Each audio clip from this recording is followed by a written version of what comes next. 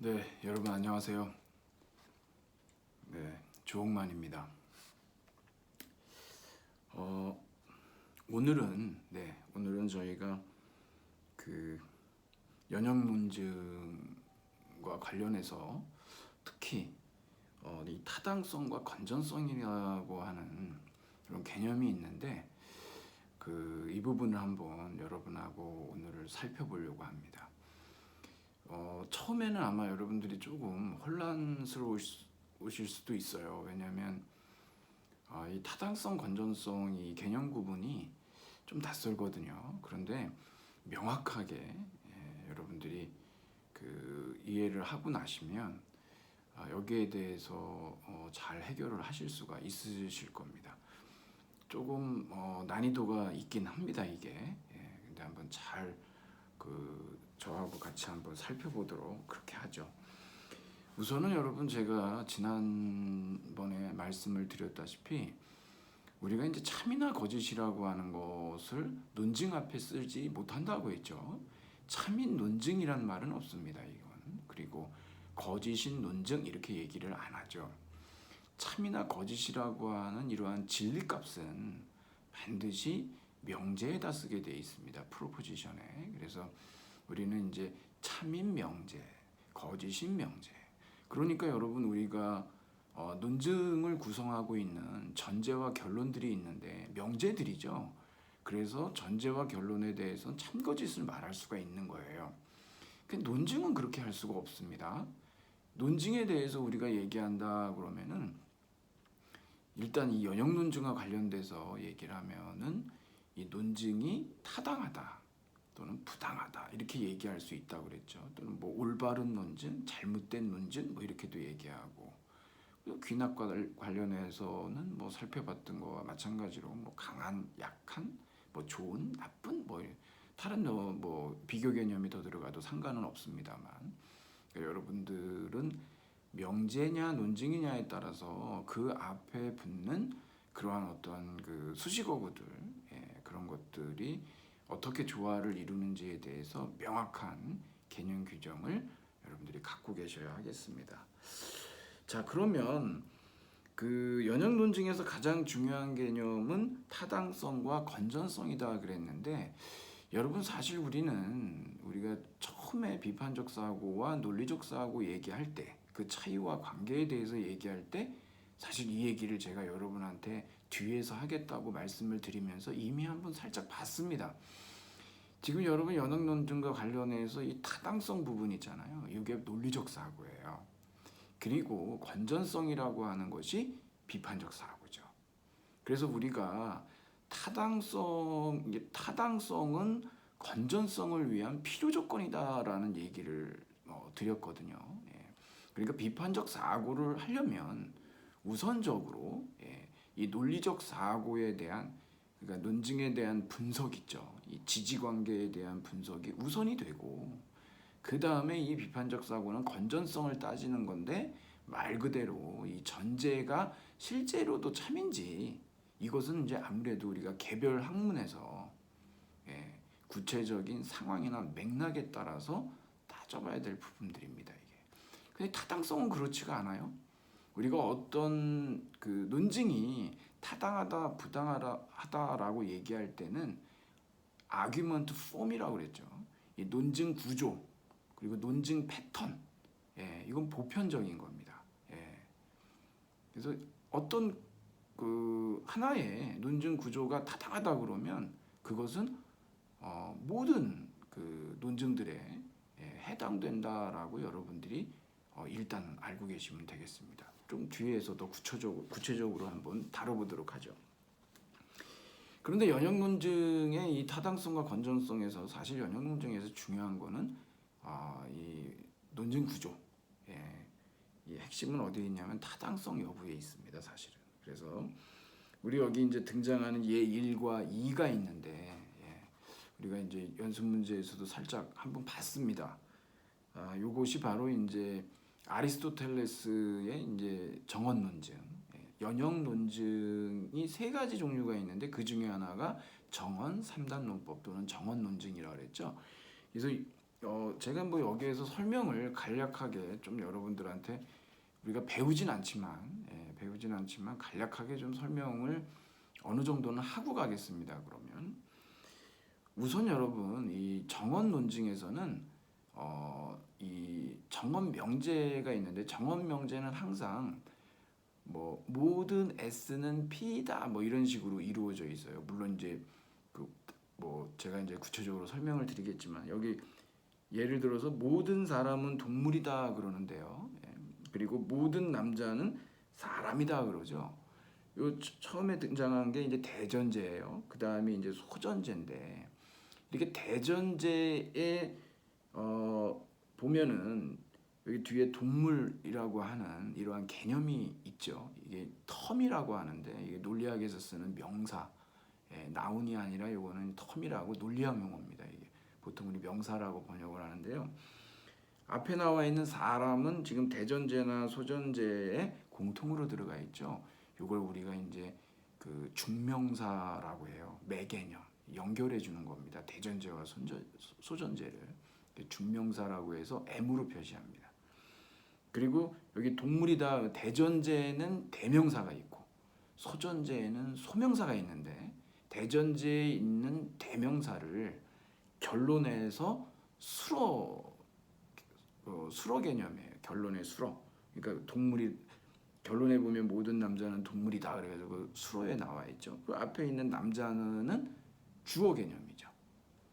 그런데 그거를 우리가 대전제에 있는 거를 대명사, 소전제에 있는 걸 소명사라는 논리학 용어로 말을 하는 거죠. 이것을 우리가 그 기호로 바꿔 보면은 모든 M은 P이다 대문자로 씁니다.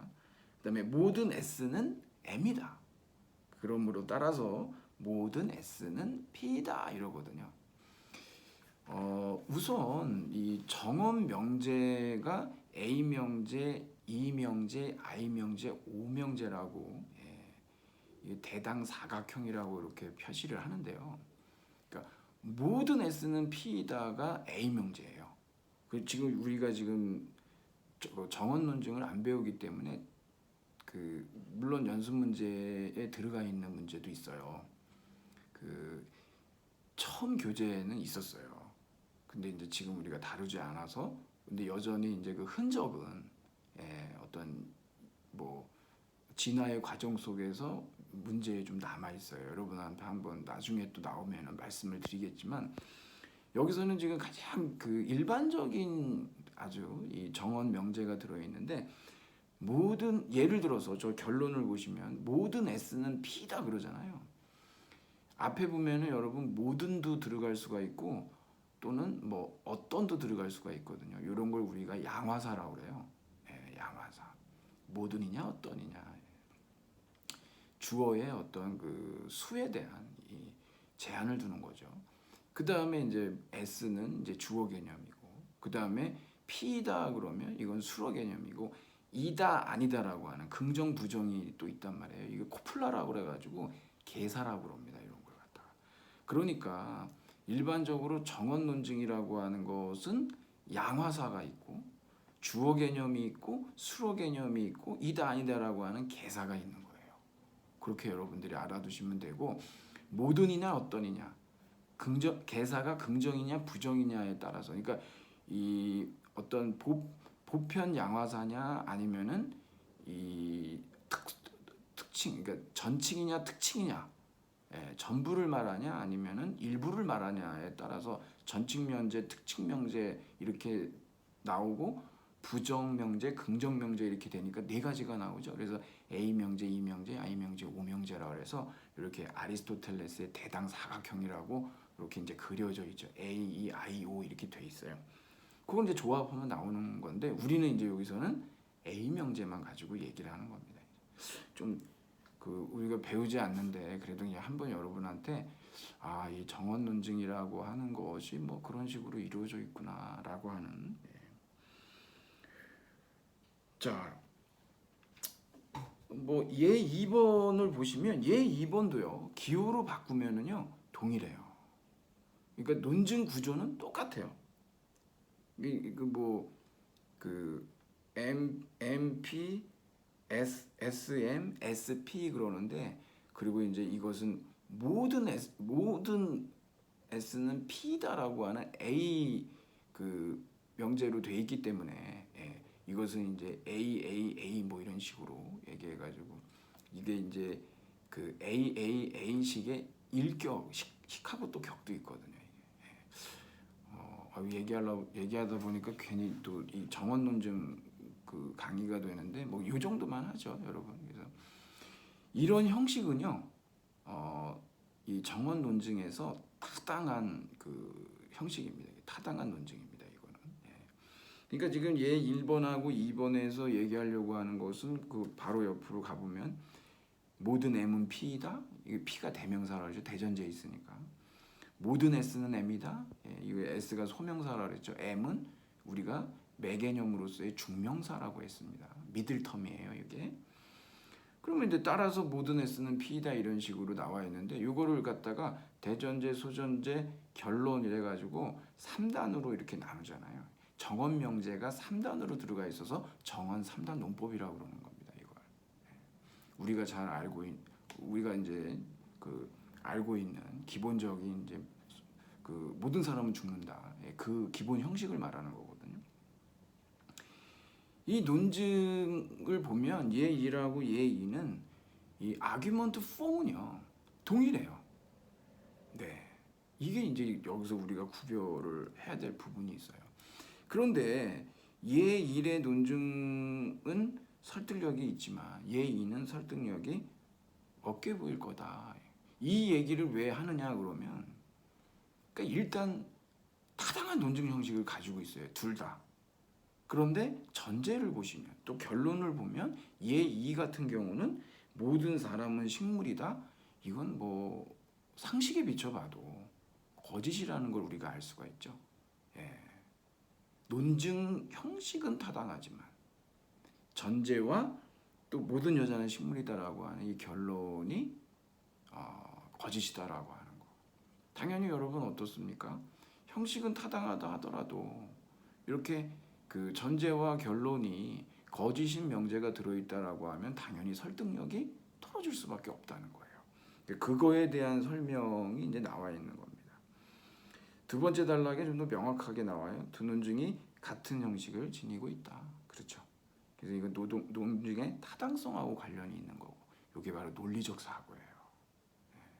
여러분, 논리적 사고라고 하는 것은, 논리학은 형식의 학이에요. 폼만 보는 겁니다, 여기서는. 근데 전제가 참이라는 가정하에 전제가 결론의 잠을 보장할 때 우리는 그 논증이 타당하다고 하고, 그렇지 못할 때 부당하다고 한다 그래요. 더 이제 우리가 이제 구체적으로 읽어보면 명확해지겠지만, 여러분들이 그 부분들을 쭉 읽어보시고 맨 마지막 단락에 다시 한번 가보자고요. 거기에 보면은 타당성에 관한 한 전제가 실제로 참인지는 중요하지 않다. 이게 도대체 무슨 말일까 싶어요. 예. 아니 이게 왜 이런 게 중요하지 않다고 얘기하는 걸까 그러는데, 우리가 여기서 이 전제가 참이라면 결론은 반드시 참이라고 하는 것이 타당한 연역 논증의 정의예요. 그래서 그렇습니다. 이게. 실제로 그러냐 안 그러냐는 우리는 따지지 않아요. 묻고 따지지 않습니다. 왜? 타당성 여부라고 하는 건 뭐만 본다고 그랬어요? 논증 구조만 봐요. 비판적 사고에 가야만 이제 개별 학문에 물어봐야겠죠. 뭐 사회학이든 아니면 뭐 물리학이든 뭐 아니면 뭐 문학이든 뭐 물어봐야 돼요. 뭐 이 명제가 참이냐 거짓이냐라고 하는 것은 그 개별 학문들이 쌓아온 그런 학문적 성과를 통해서 뭐 참이었다가 거짓으로 바뀔 수도 있고 그렇겠죠. 그러니까 논리학은 그러한 어떤 그 가변성보다는 이 논증 패턴이나 구조라고 하는 것은 변화가 없으니까요. 그래서 거기에 집중을 하는 겁니다. 그러니까 실제로 참인지 그 전제가 실제로 참인지 거짓인지는 따지지 않고 참이라고 한다면, 그런 조건, 그런 가정을 한다면 결론이 반드시 참이다라고 했을 때 그게 타당한 연역 논증이다. 그래서 여러분 36쪽으로 여러분들이 가보시면 요건 외워두세요. 요거는 타당성은 만약 전제가 참이라면 결론이 반드시 참. 이렇게 됐을 때 이게 이제 타당한 논증이 되는 겁니다. 그리고 여기서 이제 만약 전제가 참이라면 이러는데 뭐뭐라면 이거 우리가 바로 이제 다음에 명제 논증에서 배울 텐데 요걸 우리가 이제 그 조건 논증에서 요것을 전건이라고 뒤에 나온 걸 후건이라고 얘기를 하는데 여기에서 이제 논리학에서 전건이라고 부르는 조건문의 앞부분은 가정에 해당하기 때문에 이것이 반드시 또 참일 필요는 없는 것이다. 그렇다면 참이라면 결론이 반드시 참이다라고 했을 때 그때 바로 타당한 논증이 된다라는 얘기죠. 자, 그래서 이제 그 논증 형식만 따지면 이 두 가지 예는 모두 다 타당한 논증이에요. 하지만 이번에 이제 건전성이 나오죠.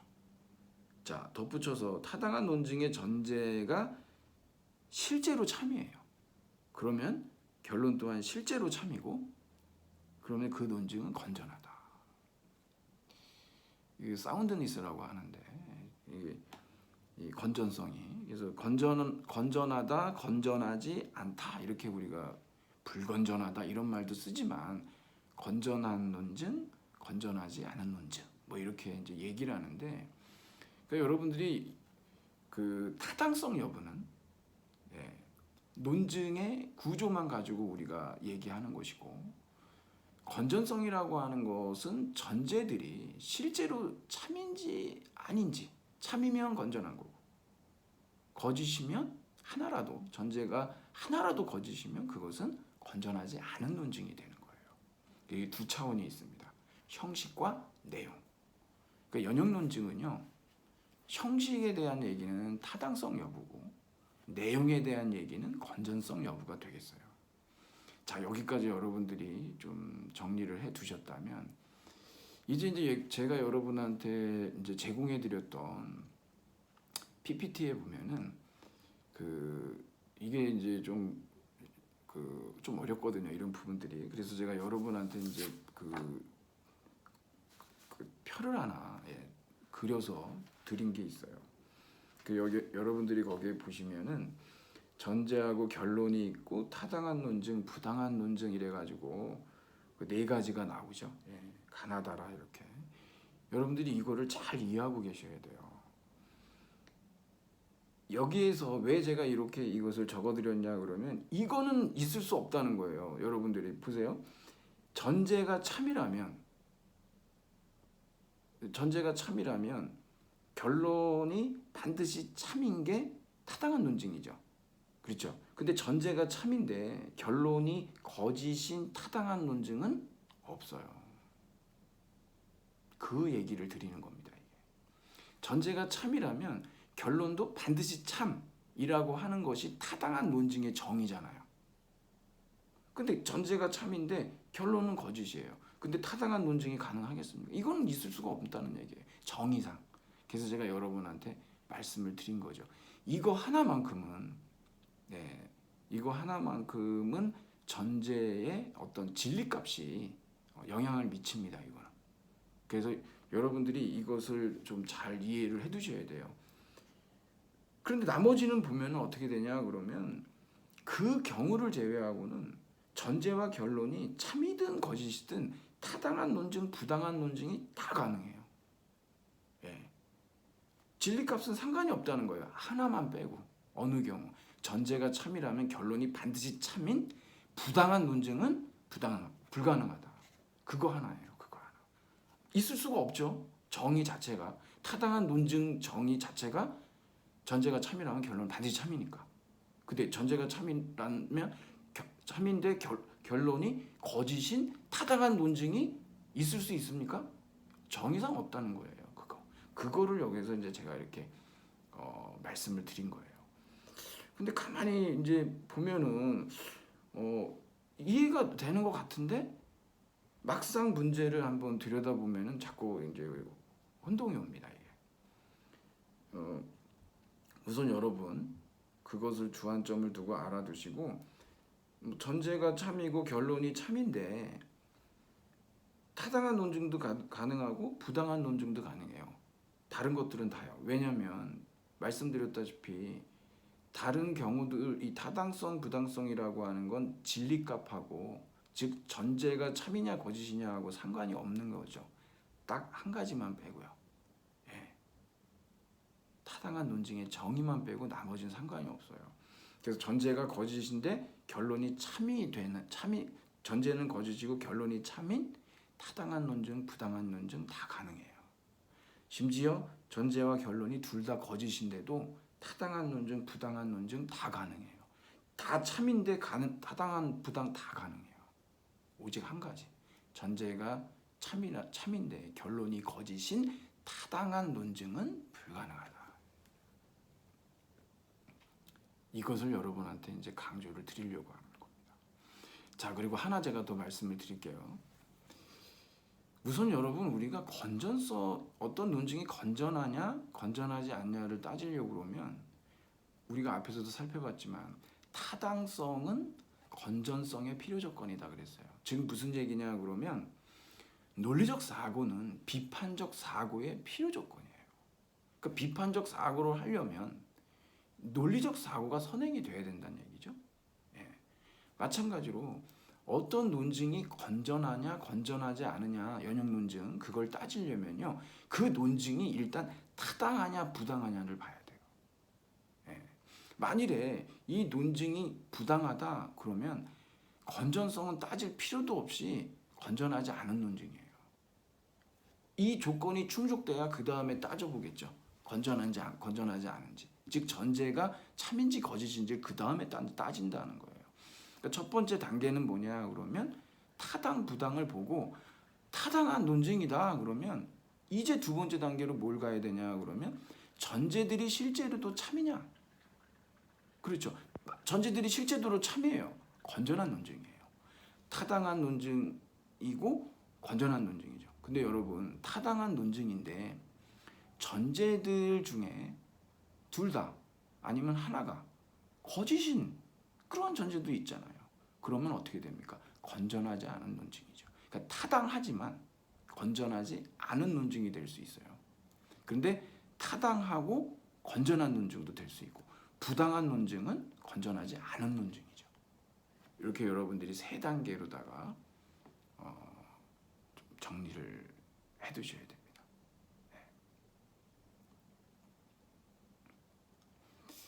네.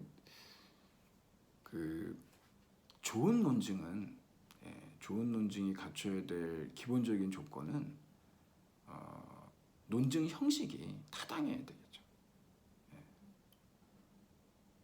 그리고 전제들이 실제로도 참이어야 해요. 그래야 우리가 그 타당하면서 건전한 논증, 한마디로 얘기하면 건전한 논증이다 그러면 타당한 논증이 타당성이라는 걸 이미 가지고 있는 거죠. 그런데 타당하지만 건전하지 않은 논증도 있죠. 그런데 부당한 논증이다? 이거는 건전하지 않은 논증이죠. 그건 따질 이유가 없어요. 부당한 논증이기 때문에 그 건전성 유무를 따질 필요가 없다는 겁니다. 일단 타당해야 건전하냐 건전하지 않으냐 그 다음 단계에서 우리가 고려를 하는 것이죠. 두 번째 단계로.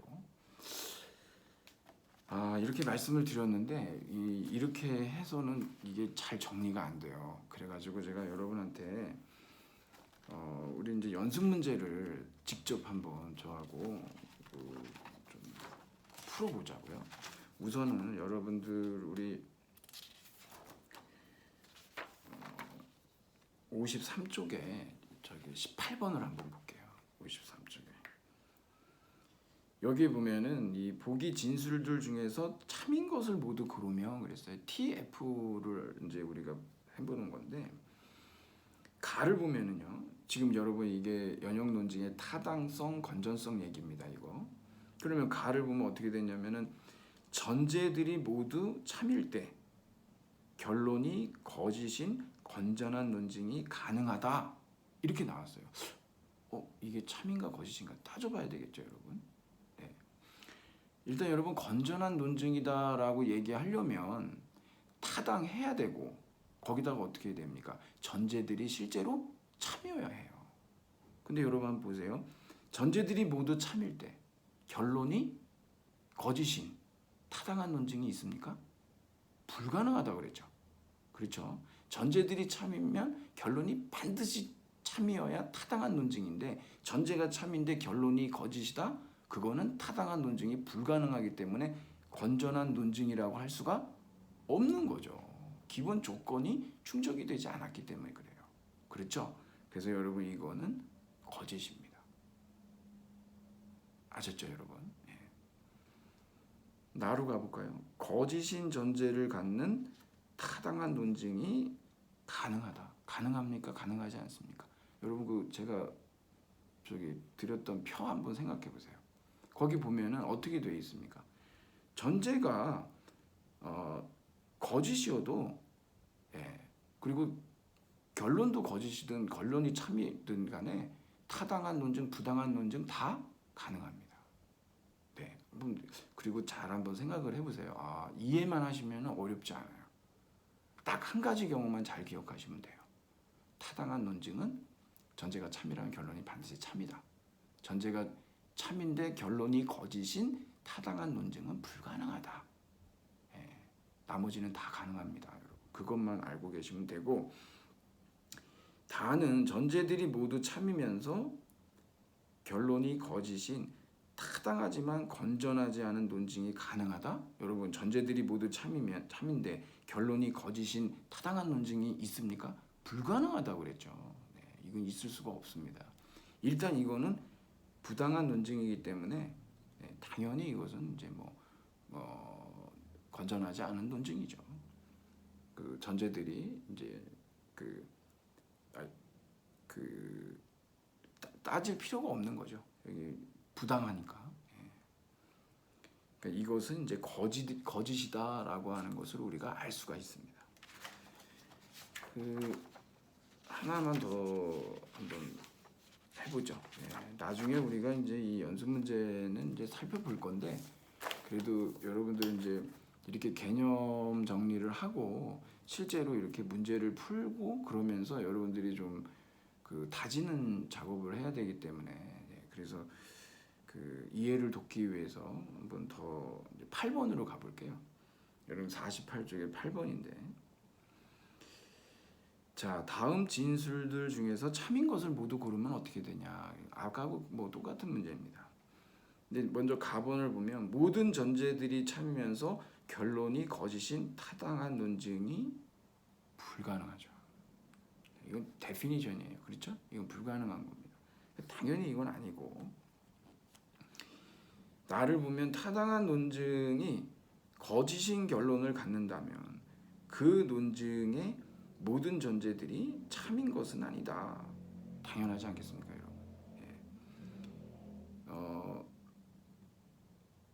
논증이 타당해요. 근데 결론이 거짓이래요. 그러면 그 논증의 전제들이 전부 참이면 결론이 거짓이 나올 수가 없죠. 그렇기 때문에 그 논증의 모든 전제가 참인 것은 아닌 거죠. 결론이 거짓이 나왔다면 타당한 논증이면서 그러면 전제 중에 하나가 거짓이란 얘기입니다. 이렇게 해서 여러분들이 한번 잘 생각해 보시면서 정리를 해보세요. 이건 참이죠. 그리고 이 디귿을 보면 타당하지만 결론이 거짓인 논증이 가능하다. 이거 이 정도는 우리가 이제 알 수 있죠. 한 가지 경우만 빼면 그다음에 만일 논증이 건전하지 않으면 그 논증은 거짓된 결론을 갖는다. 여러분 논증의 이 건전성 관련해서는 우리가 건전하다, 건전하지 않다는 뭘 보고 얘기한다고 그랬습니까? 전제들이 실제로 참이냐, 거짓이냐. 그거 가지고서 건전하다, 건전하지 않다 얘기하잖아요. 그러니까 논증이 거짓된 결론을 갖는 것이 아니고 거짓된 전제를 갖는 것이죠. 이건 거짓이고 그다음에 타당하지는 않지만 건전한 논증이 이거는 아니죠, 여러분. 그렇죠? 우리가 건전성을 논하려면 일단 타당해야 돼요. 예. 그래서 그 다음에 따져봐야죠. 이제 두 번째 단계로. 예. 그래서 건전하냐, 건전하지 않으냐를 이제 따져봐야 되겠죠. 이건 거짓이고, 마지막으로 만일 어떤 논증이 건전하면 그 논증의 전제들은 참여해야 한다. 그렇죠. 그리고 여러분 이게 논증이 건전하다면 이미 타당성은 어떻게 되어 있는 겁니까? 확보가 되어 있는 상태입니다. 그래야 건전한지 아닌지 건전성 여부를 우리가 판단하기 때문에 그렇죠. 자, 그렇게 이제 저희가 여기까지 이제 해봤는데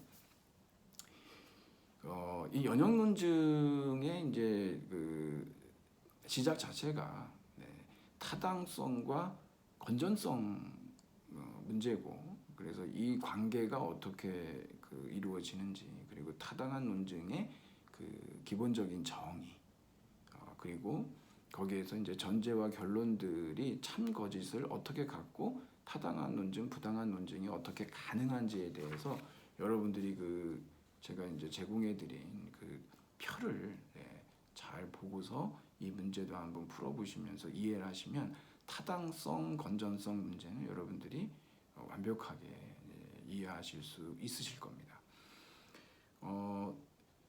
다음에는 우리가 이제 본격적으로 명제 논증에 들어가서 그 명제 논증에 이제 타당한 논증 유형이 있고 부당한 논증 유형이 있는데, 여기가 이제 조금 상당히 이제 조금 핵심적인 내용들이 이제 등장을 합니다. 미리 제가 이제 올려놨지만 여러분들이 이제 양도문법이라든가 아니면 우리 함축 규칙, 대치 규칙 이렇게 해가지고 여러분한테 이제 올려놓은 자료들이 있어요. 그것에 대해서 여러분들이 좀 잘 또 알고 계셔야 되고, 진리표라든가 그다음에 논리 연결사들, 명제 변환 바꾸는 거 이런 것들이 있는데, 그거는 이제 분량이 좀 되기 때문에 그건 한꺼번에 여러분들한테 좀 말씀을 드려야 돼서 오늘은 좀 연역 논증에 대한 좀 맛보기라고 그럴까요? 그래서 이제 타당성과 이제 건전성 문제를 한번 살펴봤습니다. 지난번에도 말씀드렸다시피 여러분, 연역 논증은 타당과 부당 이렇게 두 가지, 0 아니면 1, 모 아니면 도 이렇게 나뉘지만 여러분 연역적으로 부당한 논증이 있죠. 뭡니까? 귀납 논증입니다. 연역적으로는 부당하지만 그렇다고 의미가 없는 건 아니거든요. 그것을 우리는 이제 다음에도 이제 귀납 논증에서 이제 보게 될 겁니다. 자,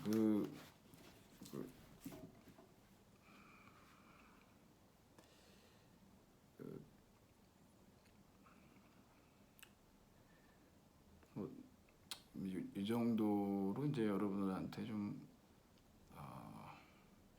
말씀을 드리면서 그냥 여담으로 하나 여러분들한테 더 덧붙여서 말씀을 좀 드리자면, 사실 이제 현대 이 세계 정치가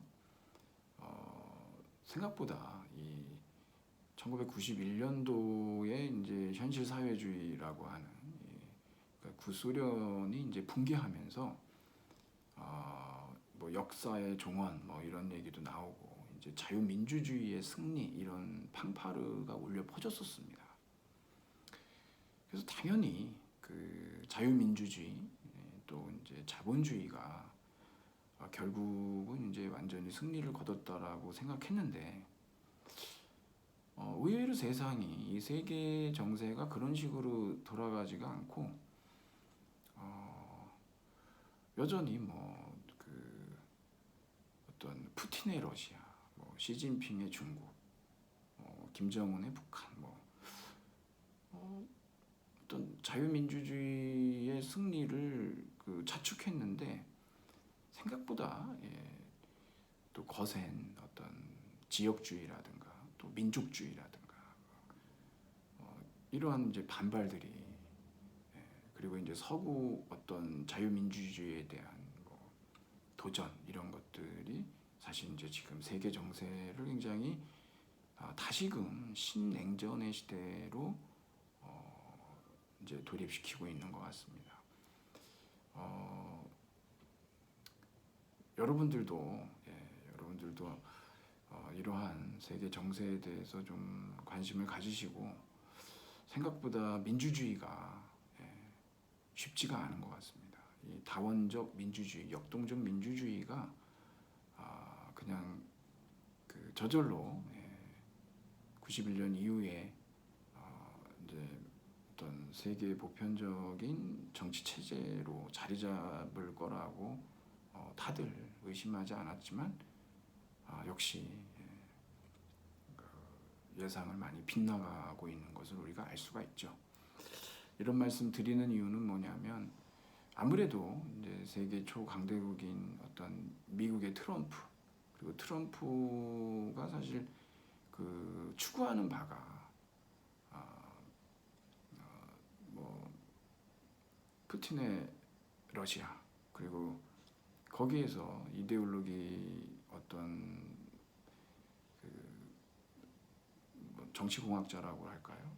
그런 일을 이제 담당하고 있는 그런 많은 연구 집단들이 있는데 그쪽에서 이제 주장하는 것들과 상당히 유사하고 그런 것들을 이제 많이 이렇게 벤치마킹을 하고 있는 부분들이 있어서 그래서 좀 상당히 우려스럽고 앞으로 한국 사회도 우리는 지금 촛불혁명을 통해서 민주주의를 가장 그래도 성숙하게 우리가 한번 경험해 봤는데요.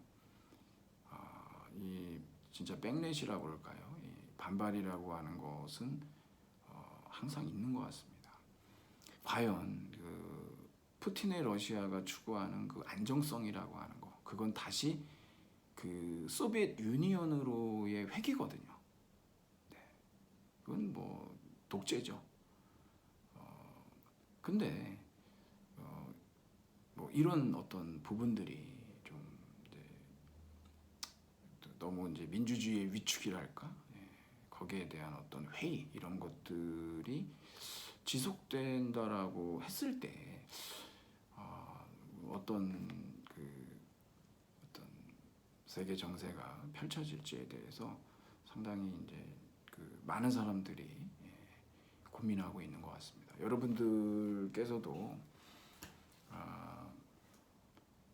이렇게 우리 비판적 사고를 공부하면서 뭐 쉽지 않은 태제인데 이런 것들을 같이 이렇게 좀 관심을 갖고 지켜보시면 미국의 어떤 대선 결과라 그럴까요? 또 거기에 대한 어떤 뭐 중국과 뭐 러시아의 견제랄까 뭐 여러 가지 있겠죠. 그런 부분들 상당히 유럽도 극우주의가 이제 득세를 하고 가까운 뭐 이웃 나라인 일본도 마찬가지고 그런데 그런 부분들이 좀 우경화되는 부분들이 있어서 좀 우려스러운 것이죠. 자, 뭐 여하튼 뭐 여러분들 어떤 한국 정치 또 세계 정치에 대한 이러한 관심들을 갖고 어떤 한국의 시민으로서 또 이제 세계 시민으로서 많은 부분들은 사실 우리가 정치를 통해서 해결을 해야 하기 때문에 여기에 대해서 관심을 가져야 하는 것은 시민으로서의 책무고 의무라고 생각하기 때문에 저도 그렇고 여러분에게도 좀 권해드리고 싶어서 이제 끝에다가 잠깐 이제 말씀을 좀 덧붙여봤습니다. 자, 그러면 오늘은 연역론증과 관련된 타당성과 이 건전성 논의를 살펴본 것으로 마치도록 하고 다음 시간에 우리가 이제 본격적으로 면죄 논증과 관련된 얘기들을 또 다뤄보도록 하겠습니다. 오늘 여기까지 하도록 하겠습니다. 네, 수고하셨습니다.